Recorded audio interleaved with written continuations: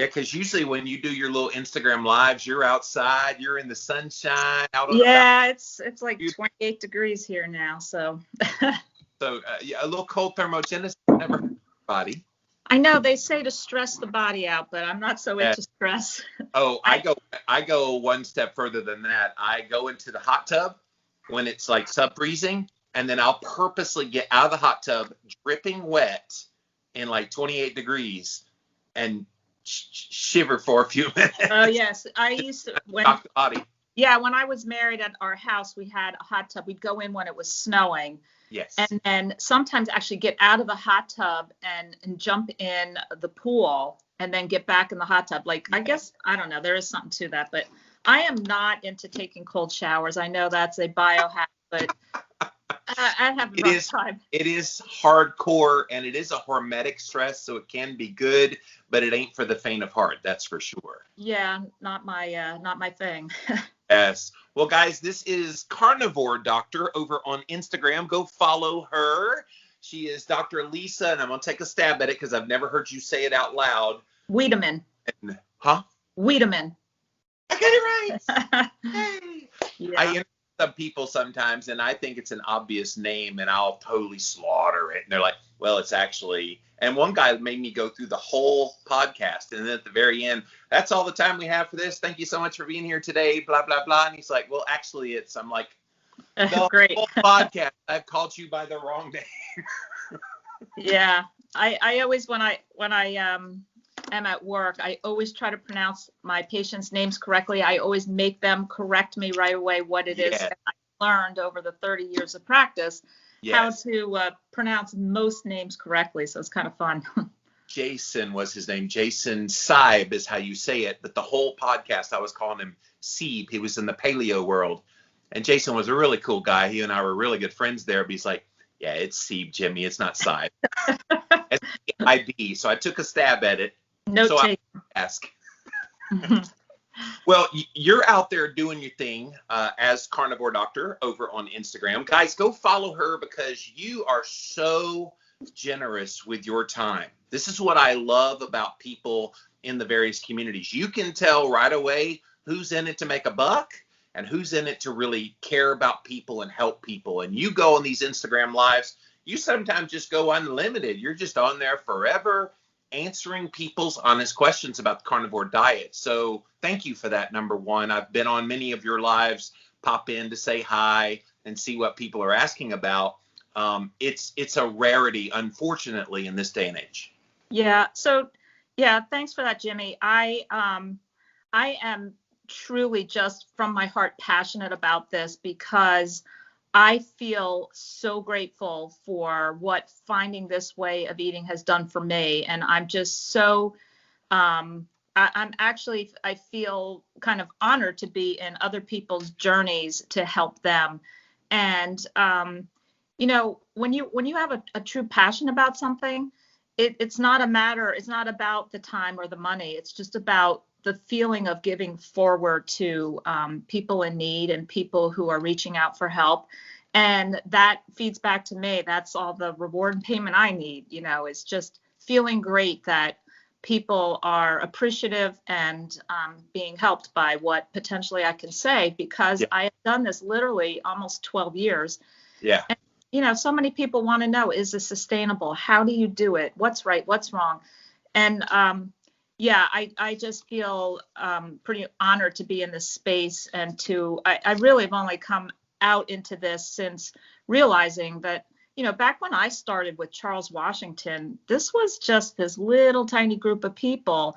And, you know, I just got to the point where I wanted to scream from the rooftops and then realized I was just flying this freak flag and nobody really wanted to hear unless you were a person that really wanted to hear. So bits and pieces along the way, you know, I would be able to pick up on who was truly genuinely interested and help them. But now it's like it's in an amazing way exploded. So it's an interesting evolution from the days of Charles Washington, which I remember him zeroing in on health, and him and Kelly Hogan kind of were these forebearers, and you were a part of that as well. And it was called zero carb at the time, I guess, to distinguish from low carb. Right.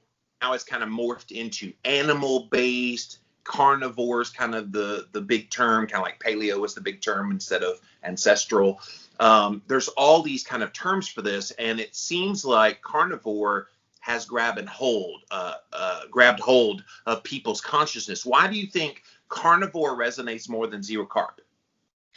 I think for, I'm going to say back when we were doing this, there was people coming into it and saying, well, Diet Coke is zero carbs, right? So why can't I have Diet Coke? And then the flip side of that was, well, shrimp has carbs in it. I guess I can't eat shrimp. Well, no, and then we were correct to say, realistically, all we mean is to eat from the animal kingdom. Right. We're not worried about trace carbs from X, Y, and Z, but we are worried about crappy zero carb food. So that's why I think carnivore is a more appropriate word or term for this, and I think that's why it's grabbed hold. I mean, if you parse out like trace carbs, I mean, the glycogen stores in the animal is going to have trace carbohydrate. An egg, which I got 15 backyard chickens, they poop me breakfast every day. It's beautiful.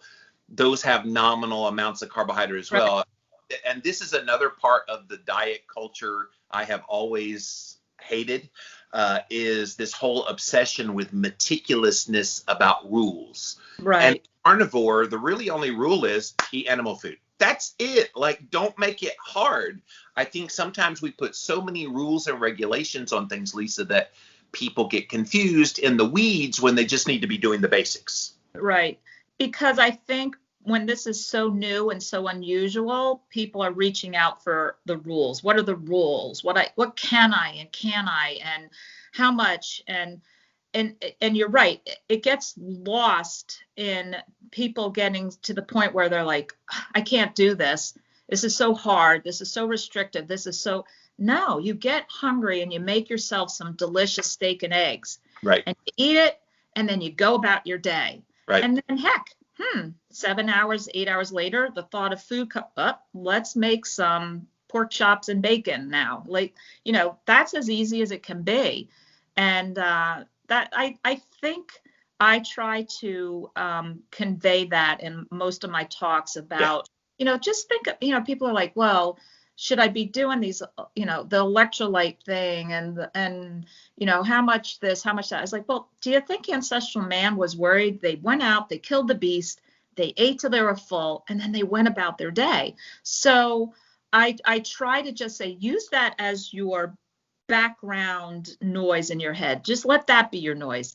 Get hungry, eat anything from the animal kingdom and move on.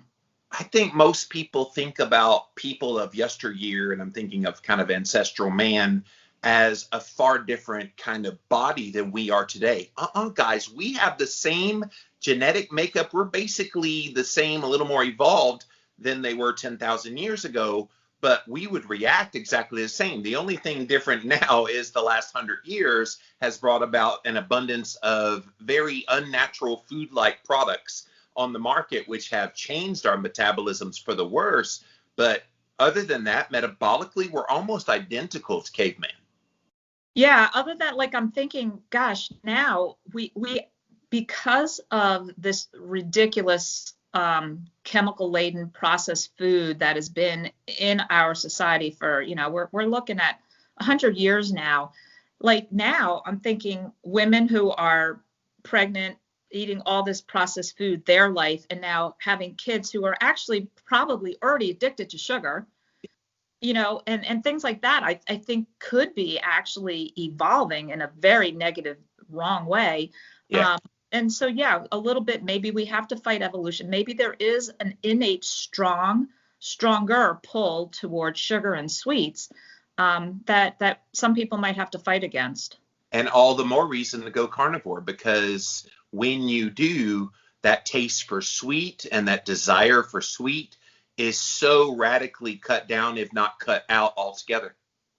Yeah, and for me, that was the most important thing. I'm very open in saying that I had a very, very strong sugar and carb addiction, binge eating. It was just so it's so difficult to overcome if you are keeping anything sweet in your diet, because that is constantly rattling in your brain to get up and go get something, whether it's chocolate or, even get in your car if you cleaned your house out. It's that strong.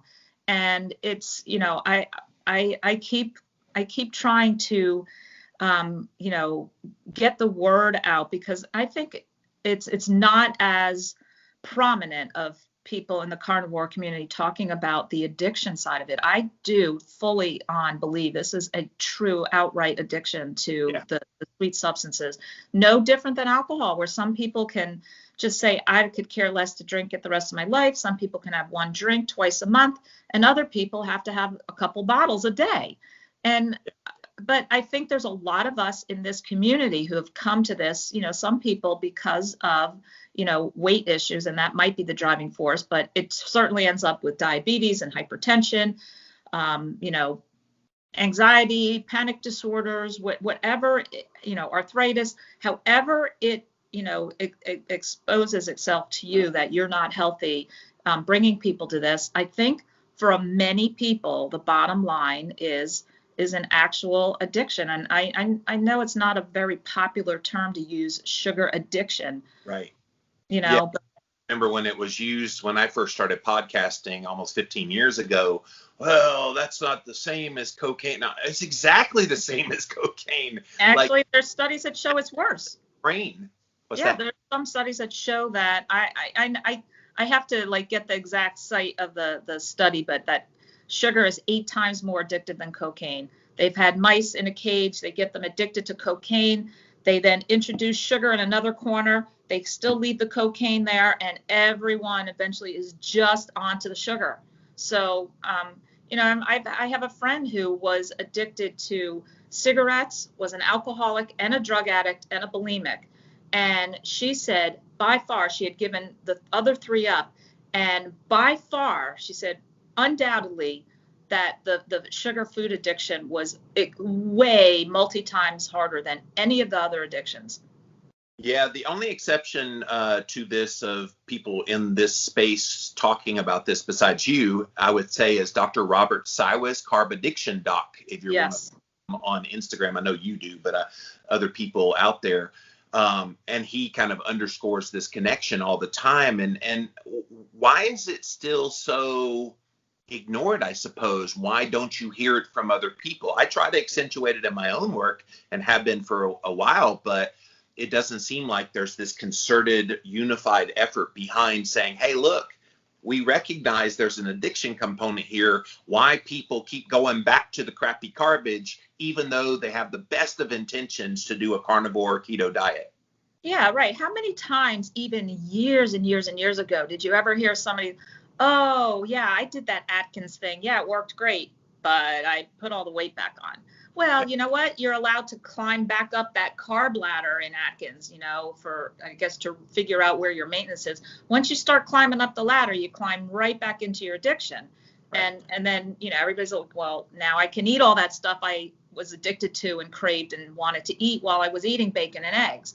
So I think part of it is that it's so universal in our society as far as, everywhere, even if it's just, being at somebody's house and, there's pancakes or French toast and there's syrup, and there's jelly, and it's like, it's just everywhere and it's in everything. And it's not, I just don't see, and definitely not in our lifetime, that it's actually going to be, noted as a drug and as something that you don't push on somebody. Oh, here, I made this pie just for you. It's your favorite. You have, it's like, nobody would say that to an alcoholic. Oh, look, this is this new IPA beer. You got to try this. Who would ever do that to their friend who's an alcoholic? Yet people do it all the time to anybody and everybody who's, on a restricted diet trying to get healthy. So did you hear what they've done in Mexico? In Mexico, they now have, kind of like we have Surgeon General warnings on cigarettes, they now have some kind of warning like that on all sugary drinks. Is that not cool? Wow. I think I might have seen, did you post about that in the past when it first came out? Yeah, that's where I had seen it. And Yeah, that's amazing. And I wish, Robert Lustig's work would become more prominent, his case against sugar. And he's for, gosh, I don't know, a couple decades now been lecturing and talking about the dangers of sugar, the addictive, nature of sugar.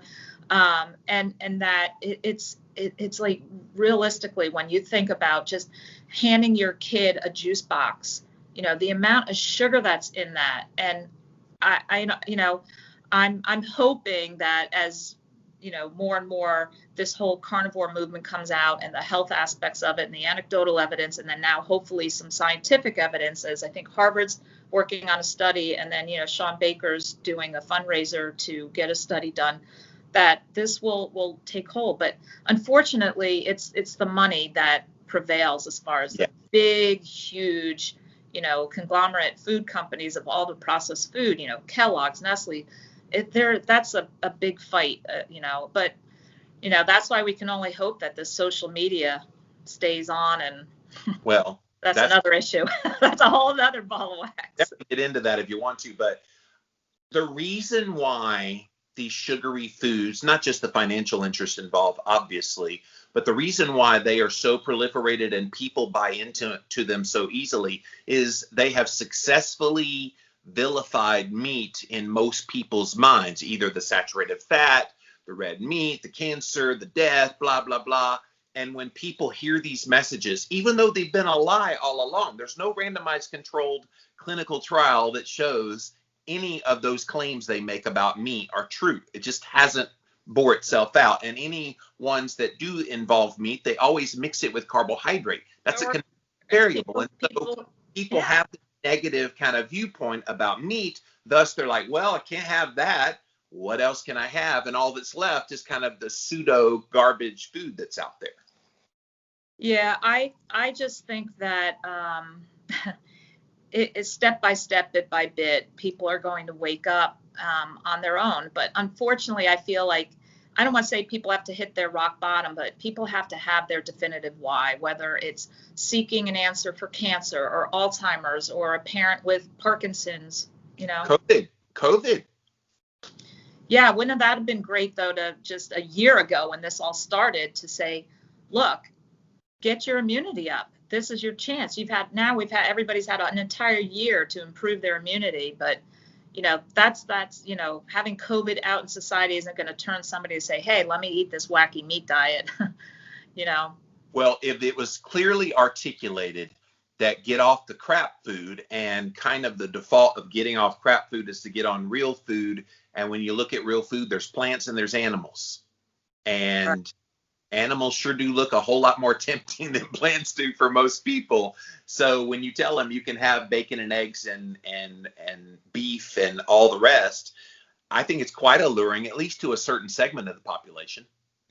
Yeah, and then to the people who just kind of look at you like you have two heads when you talk about the addiction of sugar, like, what are you, crazy? It's just something you should moderate. Of course, we shouldn't have that much, but the food guidelines allow so much of sugar, right?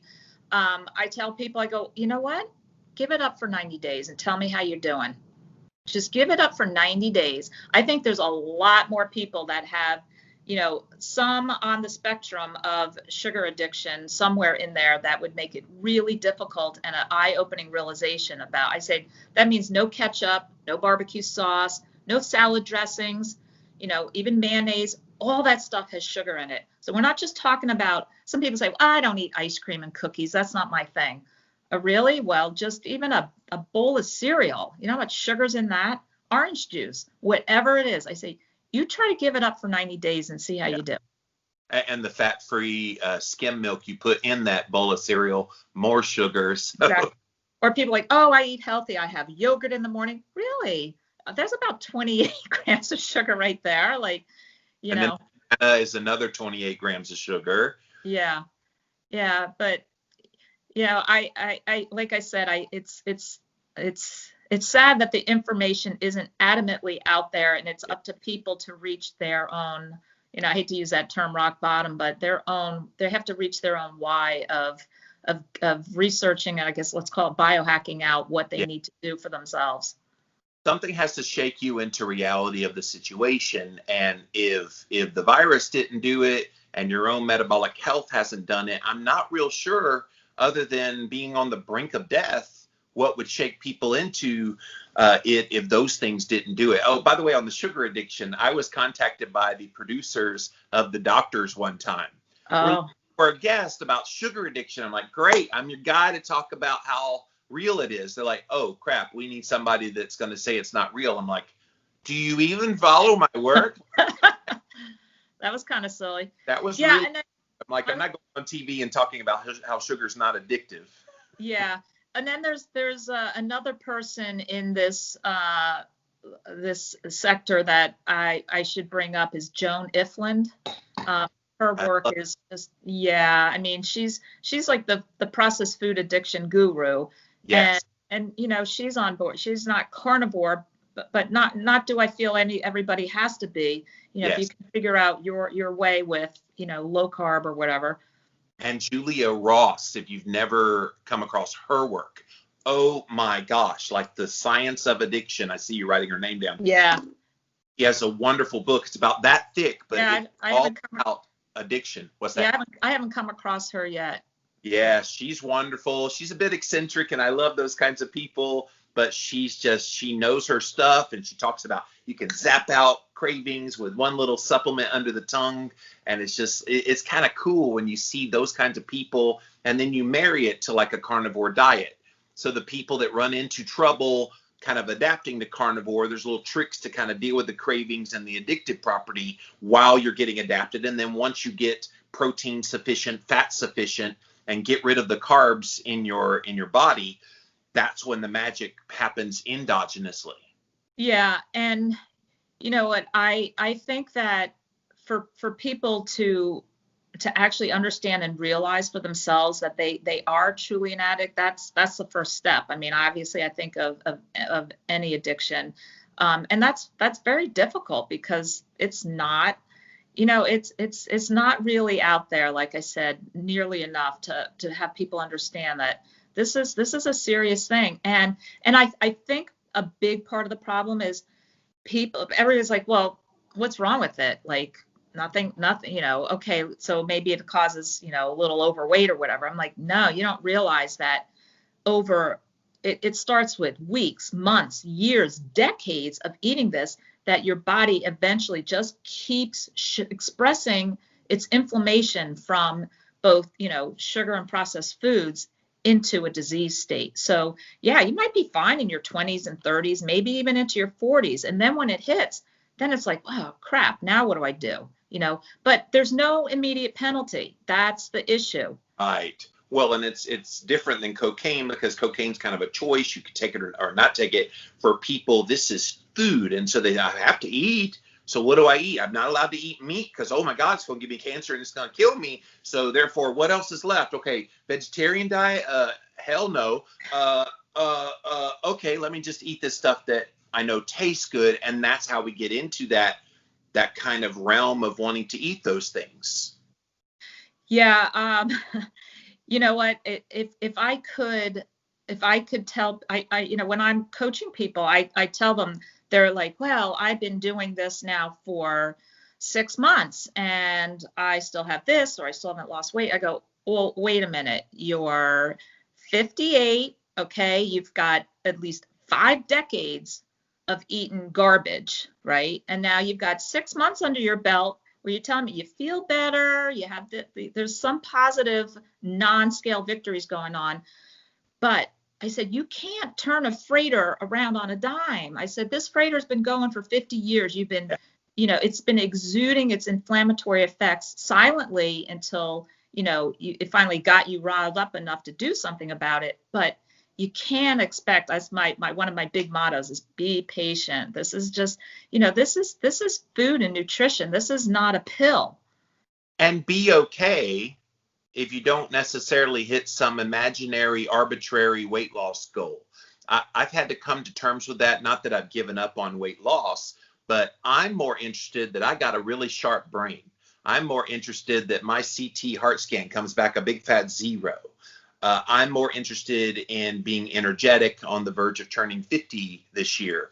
All of those things are more fascinating to me than, okay, I have some belly fat that's still there that I wish would go away, but I'm not going to bemoan my progress in the meantime. Yeah, because you know you're on the right track when your body is getting healthier in those other ways. That's why, I mean, I coach some people who have had like literally diarrhea for, 5-10 years. Wow. Okay, they come into this and they're trying to resolve that plus thyroid issues plus depression. Okay, and it's I said and overweight. Okay, so the prevailing thing, of course, in their mind is I'm only down, 6 pounds in 6 months. I'm like, all right, well, but what else is happening? You're off half of your high blood pressure medication, right? And you've got some solid stools going here. So let's just applaud that and say, so what if your body is deciding to potentially release this weight later? I have people who are 100 pounds overweight, have very young, like in their early 30s, have such severe pain in their knees and arthritic issues that they're told they need knee replacement, but they're too young to get it. And I said, and then so the person's now saying, you know what? I can walk up steps better. I feel I can get down on the floor with my kids better.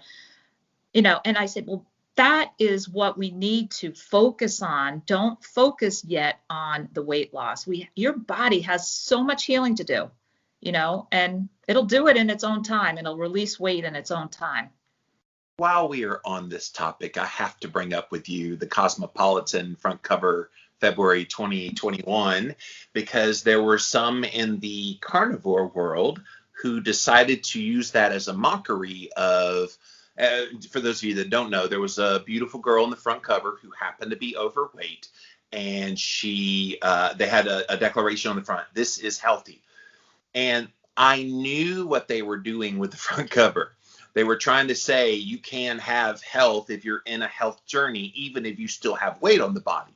But it was misinterpreted as, and especially a lot in the carnivore community, at least from what I observed, and the piling on the comments, that's what really pissed me off, of, oh my gosh, and then the wrong message, you can't possibly be healthy, she can't possibly be healthy, she needs to get her act together. And I'm like, you don't know that she didn't weigh 600 pounds and she now is 250. Is she still overweight? Yeah.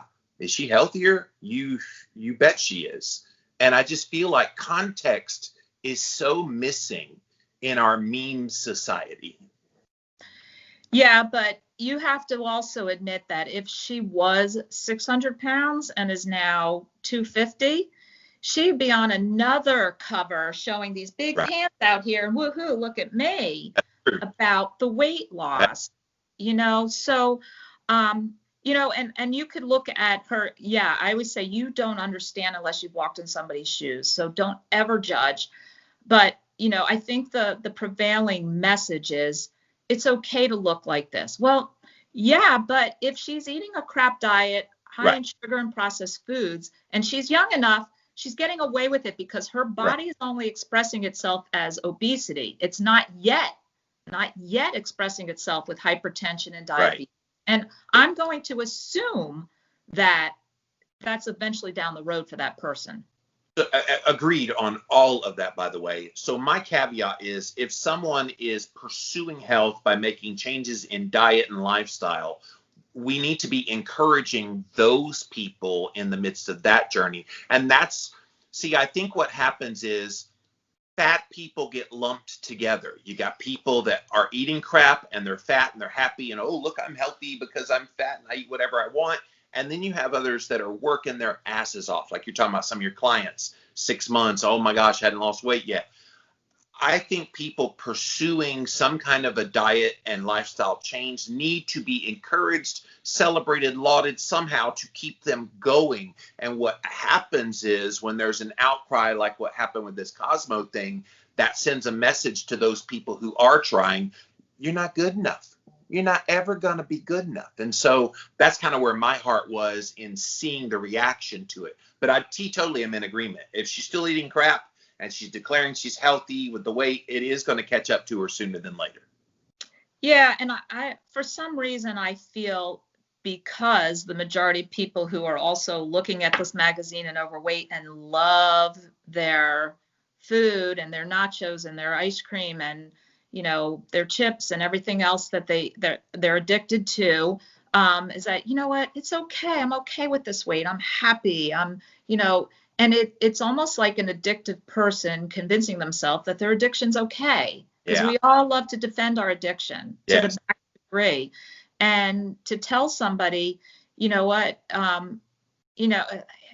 it's very difficult, and I tell people, worry also about cross addiction. I said, when you try to get off sugar and you get through that first couple months of getting off the physical chemical addictive part of it, there's also a mental part of it. Okay. And I said, be super cautious. If you were marginal of overdoing it on the alcohol, be super careful about alcohol. And if you were, don't turn. It's really difficult. I say, even people who are, I say, these triathletes, most of them are addicted to exercise. I mean, they're, 6 hours a day. That's not healthy either. Yes. And so then people say, well, then what do you do? And it's very difficult, because it's so easy to switch into gambling or shopping, or you name it, whatever all these other addictions are that are out there. Our bodies, when we are stressed and when we feel either anger or upset or sadness, and I think it's more so in today's society than it was for ancestral man. What do you have to worry about? Going to get food and having shelter and hanging out with, the buddies. Maybe they had a little peyote and they were addicted to that. I don't know. But, I don't know. It's very difficult. And I just outright tell people it's not an easy road. You have to figure out for yourself what you're going to turn to instead of sugar or instead of alcohol. And, it's not an easy path. And realizing that the addictive component is there is really the first step. So while we're on sugar addiction, I have to ask about the monkey on the backs of a lot of kind of carnivore discussions these days, and it's the whole honey discussion. Mm-hmm. And, when I saw it, I knew immediately when I saw that out there, I'm like, oh, crap, there's about to be a shitstorm.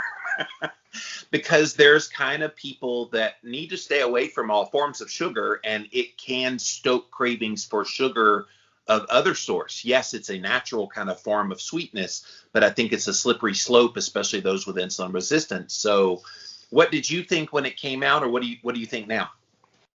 Yeah, I mean, you can listen to people say, well, stevia is natural, and they'll go into any, apples are natural and all that, but really the bottom line, and then the carnivores will argue, well, honey is from a bee, that's technically an animal product.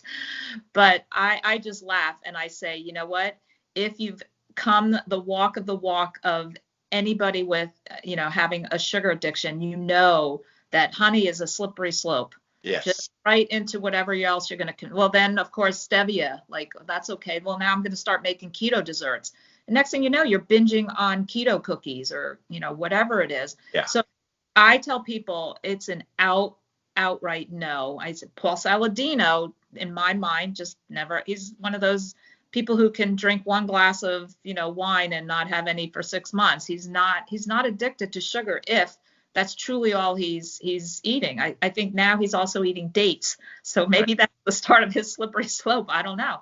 And what was the purpose of adding it? Was it, I forget, was it, performance enhancement for exercise? Well, why pick that? Why, and then are you actually saying that our bodies do need carbohydrate to, function optimally? I've functioned for 12 years. I've ran 4 half marathons on ribeye.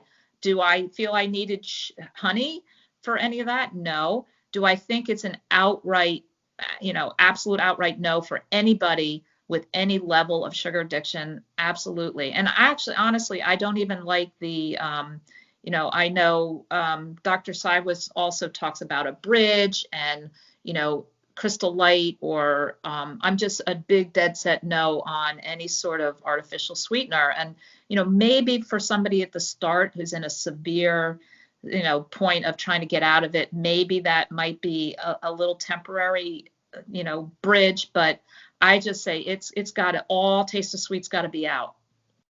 Yeah, this is why I abhor so many voices saying so many things all under the guise of carnivore.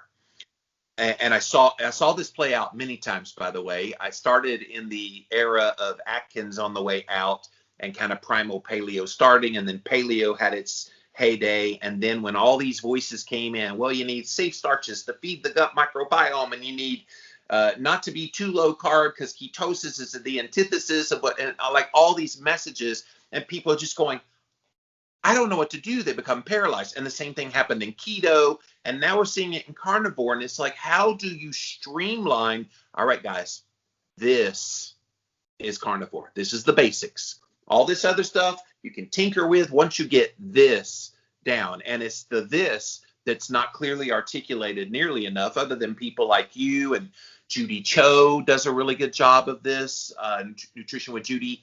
There's just a few of you that kind of keep it on the basics, whereas all the other people, Paul Saladino most famously, kind of throws all these ideas out there, and it just makes it so confusing. Yeah, stay away from chicken and pork. We got PUFAs. Some people salt, people no salt. Yeah, it's crazy. And, I don't think I would have had as much of an issue with the honey thing had he not, I'm sure he hears some of us talk about the addictive nature of sugar, but I think unless you've walked the walk, you really have no inkling the level of literally getting in your car to drive and get this stuff. It's like you feel like a drug addict, But if he had, at the point where he was reintroducing honey, made a comment or would continue to make a comment. Now, for those of you who have a very strong predilection for sweets, and have had a hard time going back and forth on and off diets because of that, and going, this is probably not a good idea for you. Yeah. Like that I would have liked, just to say, I'm doing this because of this, whatever help. He really, states that honey is beneficial, and I don't know. I'm, where I'm at with that. Context is everything. And I think in all parts of life, that's true. Honey's for bees. What's that? Honey's for bees, not for people. They keep it as far as I need it. So, I like honey, but it's not something that I would put abundance of in my diet if I had it at all. So, in all the Instagram lives that you do, there has to be kind of common themes that come up as like frequently asked questions. What are those top 3 questions that keep coming up over and over and over again for you? Wow, let me think, because there's so many questions. But if I had to say what repeatedly comes up, a lot of it has to do with, I'm going to say, ironing out the noise that's out there with the salt, the no salt, and, I say with that, what, be your own experiment. And my own personal experience, I'll just say I've never avoided salt. I've never gone a period of experimenting to not eat salt because I salt to taste and I live my life. I feel salt's a natural element. I don't feel it's bad for you. I actually feel it's necessary.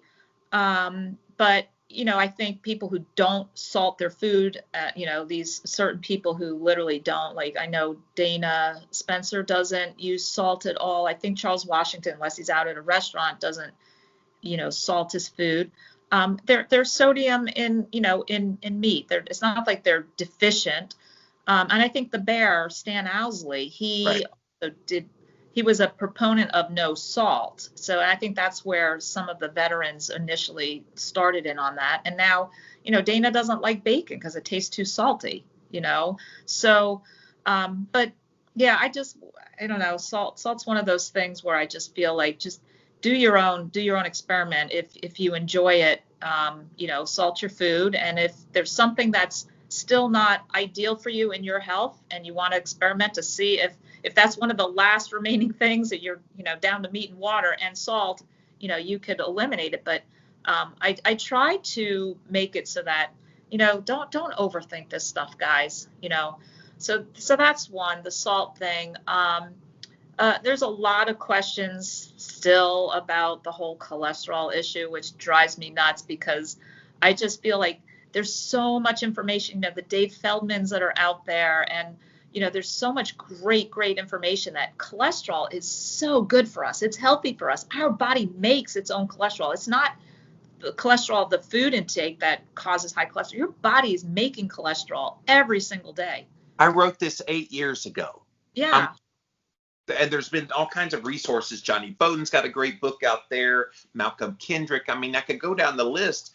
It's been thoroughly explained and debunked as any kind of an issue. And yet, you're right. People still worry about it. Why?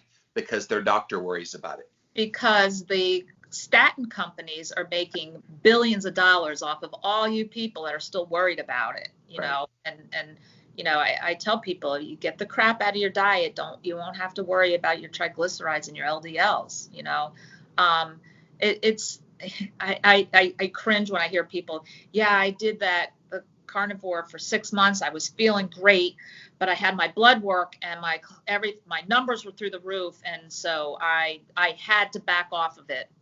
That wasn't for me. And I'm like, no, you don't understand, but I've learned I have to bite my tongue a lot and just let it go and let people go on their own path and figure it out for themselves. But, I try as best I can, but it's, I'm sure you get just as frustrated as I do. But, part of it is just understanding this is everybody's individual journey. Everybody has to figure it out. And, I always say to my followers, I was like, you guys are in this great carnivore tribe here. I said, keep yourself immersed in it. I said, that's one of the biggest things I say for success is, you're going to go, you're going to be at parties. Nobody else is carnivore there.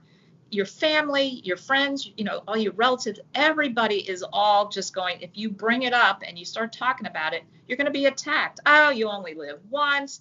That's crazy. What about you're going to die of a heart attack, all this stuff. I said, keep yourself immersed on a daily basis, whether it's books you read, podcasts you listen to, Instagram lives, YouTube videos, every single day. I said, just keep yourself involved in all these other intelligent people out here who have come to this way of eating and, just really, just gone against mainstream brainwashing knowledge and figured this out. I said, but you have to keep yourself in that because it's so easy to go back to your addiction. So easy when you're at a party, everybody is laughing, normal weight, supposedly healthy, having fun, and then all of a sudden it's like, what the heck? What am I doing? And it's so easy to go back into your addiction. Your brain's going to convince you, what the heck? Look, I think that it's so this isn't an I'm going to say it's not an easy road. I tell people this is the easiest thing ever. And at the same time, it's the hardest thing ever. I go to meetings for, like 150 eye physicians there. And, it's like an 8-hour lecture we're sitting through for our ongoing continuing education. And, it includes the continental breakfast. And I get there and it's muffins and croissants. And, there's a healthy fruit platter there and bagels.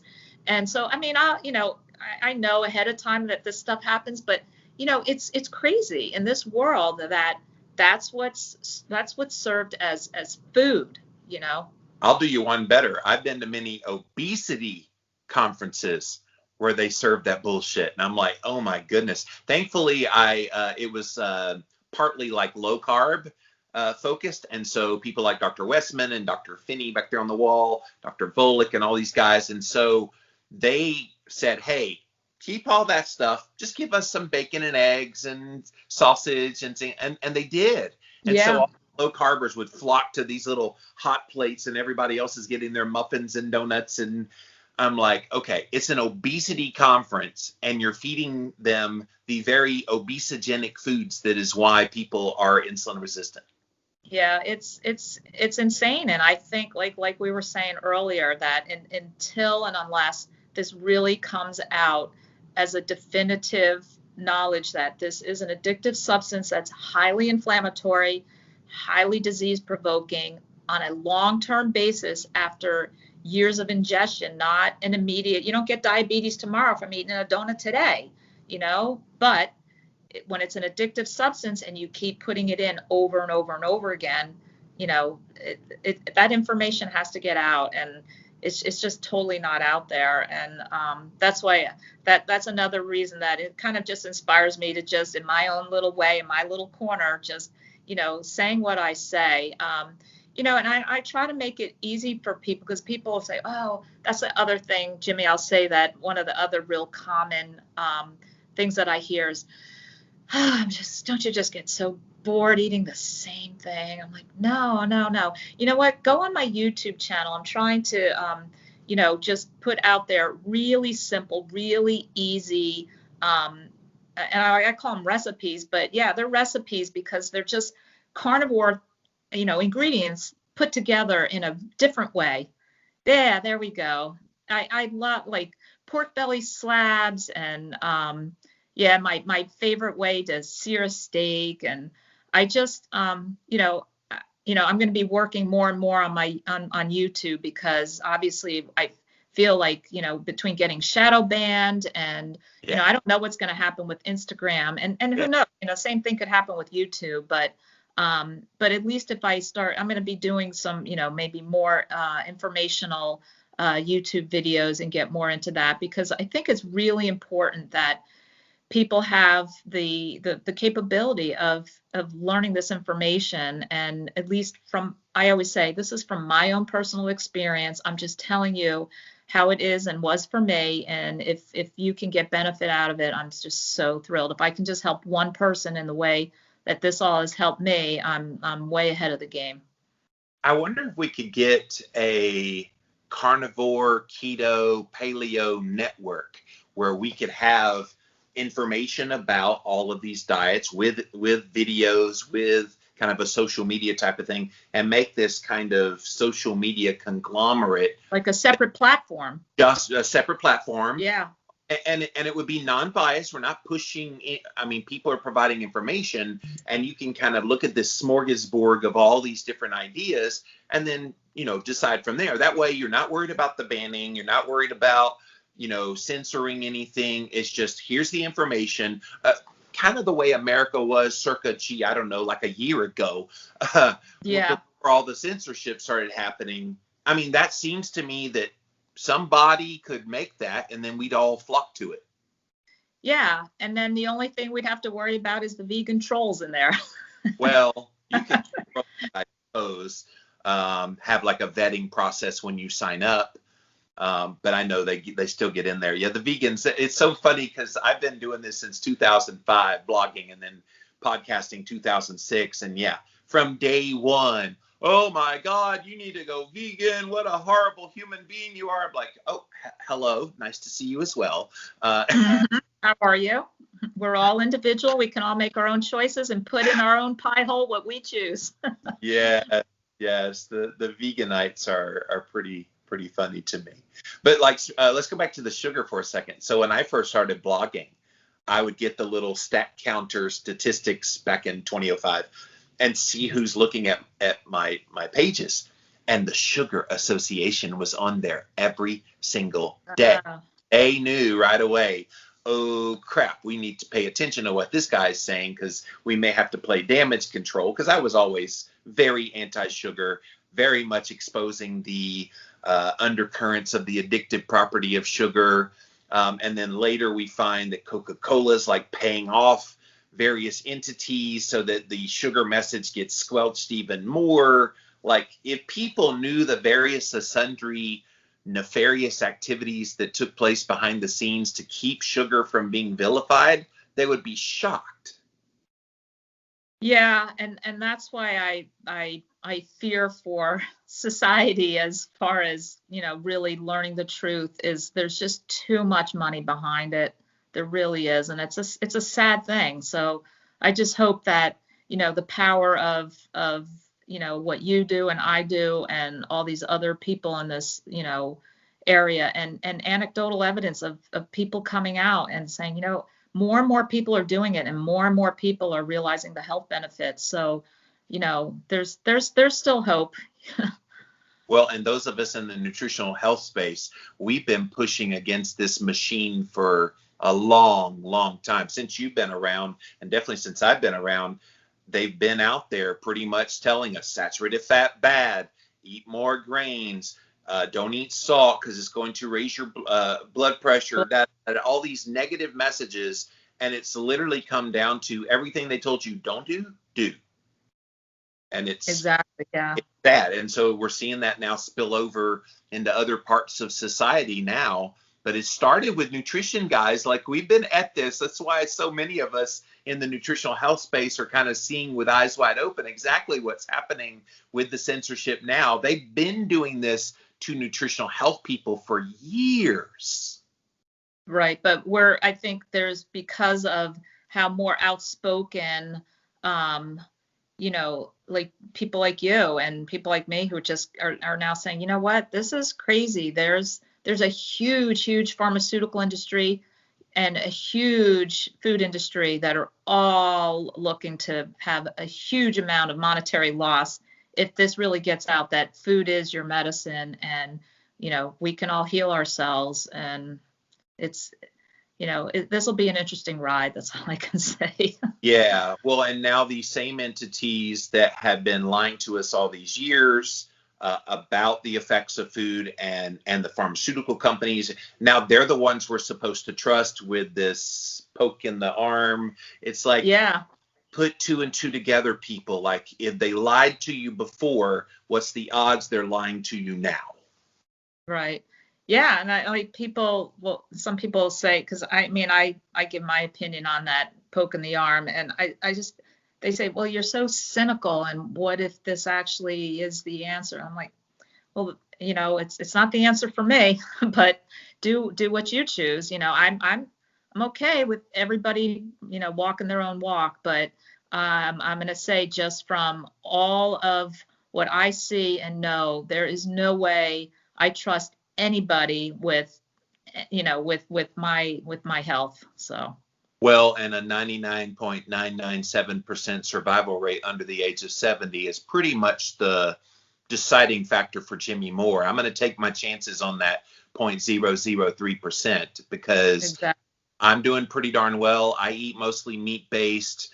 I load up on vitamin D. I get plenty of sunshine. I'm in an infrared sauna. I have red light therapy. I chill out in the hot tub. I do all the things. I get good sleep.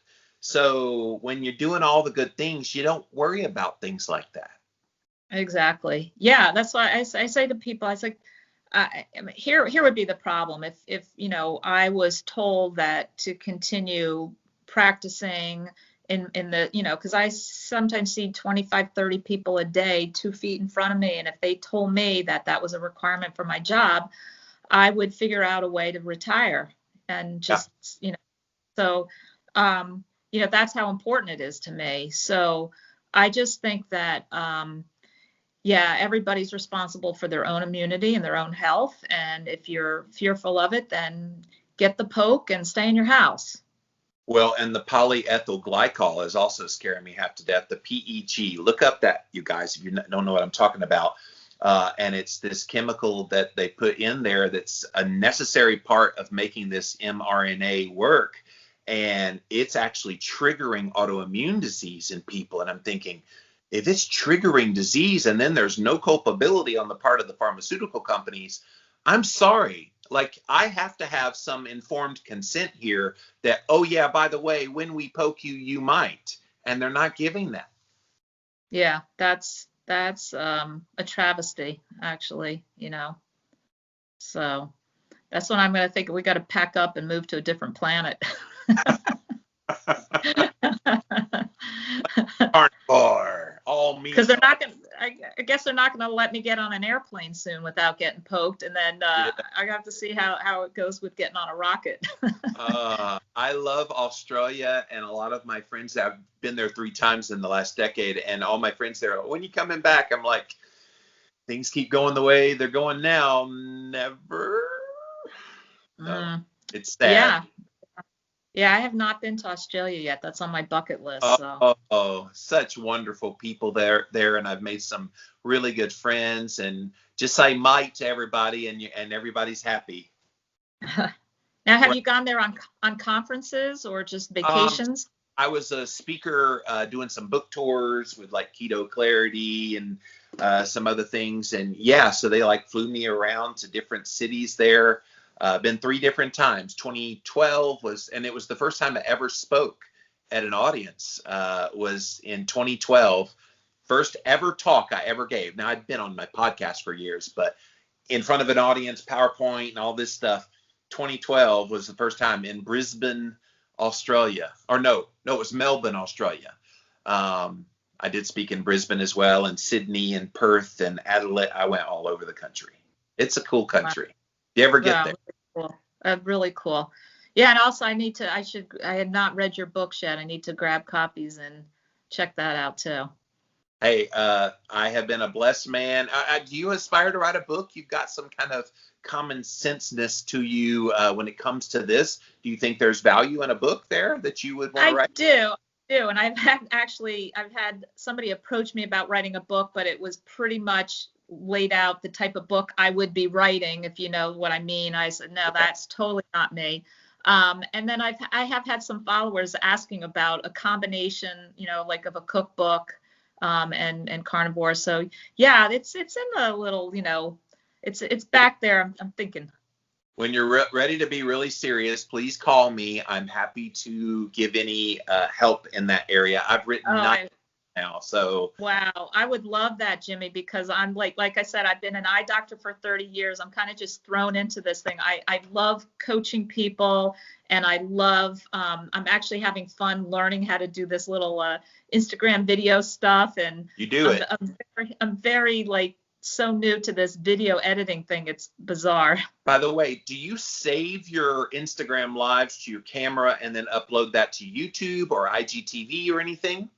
I every time it goes to the IGTV. Interesting though, now when I've been doing the Instagram lives, when you end it, that screen comes up that says save video. Yeah. Yeah, I hit save video and it says unable to save. All right, you have some. And it only. I'll help you off the air to fix that. That's an easy fix because it used to do that as well. But save it to your camera roll when you can. And then, it's up on your IGTV, and then put that. Like I do all my Jimmy Rants episodes, and I post them on IGTV, and then I put them up to YouTube. And it's cool to diversify your content too, like you said earlier, in case the apocalypse happens and all the everything is. Yeah. But when I save it to IGTV, and it wouldn't allow me to save it to my camera roll. Right. Then my only option is, I guess, doing the screen record is kind of. Yeah, because then all my messages pop up and it's a mess. We'll help you fix the can't save. It's an easy fix. Okay, good. Thanks. Guys, Carnivore Doctor is who she is over on Instagram. Go follow her there. And that is Dr. Lisa Wiedeman. And thank you for being here today. And good to talk to you. I know you follow my stuff. I follow your stuff. It's cool when you have mutual respect for each other. Yeah, it's great, Jimmy. It's a pleasure talking with you. I've never had the pleasure of the face-to-face talk, so this has been great. Thank you. Well, here we are. See, I don't bite. I don't bite too hard. No, neither do I.